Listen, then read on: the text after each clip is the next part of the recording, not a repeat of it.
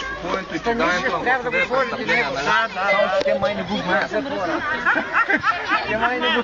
Явно и зато и не са престъпни. Те не са го прочели, бе. Те не са го прочели с много древен шрифт. Аз не мога да го той е старичен. Защото руснаците го помагат. Хората ни искат руснаците. Да се обърна към Ами ще видим какво ще стане. Те сега започнал другия протест. Моля?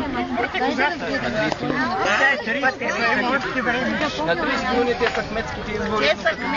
Ще има скоро пак национални. Ами да, желанието на това. Точно така. Аз съм там във Варна.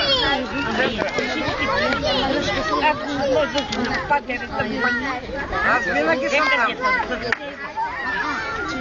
Не трябва да се остане.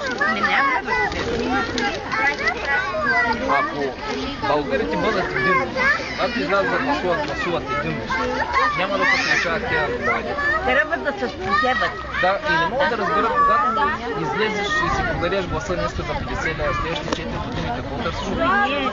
Ами добре, вие атаката, защо излязахте от събранието, когато толкова го избраха? Да ви кажа ли как мина гласуването? Сега ще ви кажа как мина гласуването. Да, искам да обясня. Знаете, че първо мина първо гласуване. Когато Орешарски представи Пеевски за шеф на ДАНС, след излезе... Съгласен съм с това. Слушайте се. Това почна Станишев да го представи и да обяснява колко добра фигура и как той може да се пребори с престъпността. ГЕРБ в същото време, цялата парламентарна група на ГЕРБ става и излиза от зала. Атака гласува на първото гласуване против. И вижда, че нищо не минава и излиза. Ама на събранието ви нямаше. Именно след това. Защото вие бяхте подготвени. Беше гласувано. Вие бяхте подготвени. Сега вие искате да ви обясня или не искате? Аз искам да ви кажа моето мнение. Добре. А че вие бяхте подготвени. Знаехте, че този човек ще се избира. За 15 минути го избрах. Да ви кажа ли, че този избор, И как ви можете с турците да се хващате? Не сме се хванали, как сме се хванали? Ами как не? Ами какво? Станишев. Ами вие нали знаете, че гласувахме против? Как така? Не против сме гласували правителството. Значи ти не мога да го разбереш. В България трябва едини да бъдете. Точно това вие говоря. Аз за мен не трябва. Форума е едно. Ама дето по-леко. Вие българка ли сте? Аз съм бесарабска българка.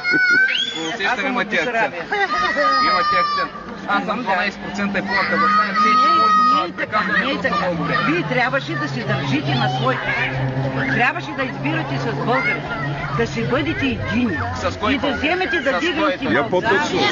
С кой по-точно? С ГЕРБ. И как да дигнем с ГЕРБ? С ГЕРБ ли? Един път напрекараха те. Никога вече с ГЕРБ. Не сме избягали. Ние гласувахме против, излязахме и си тръгнахме и те се връщат обратно. Ама защо сега не каза, че вие сте против, ами излязахте? Защото вие го знаете. Защото тези телевизии, които ги казват, са на ГЕРБ. И имат полза да пият срещу нас. Никой един път.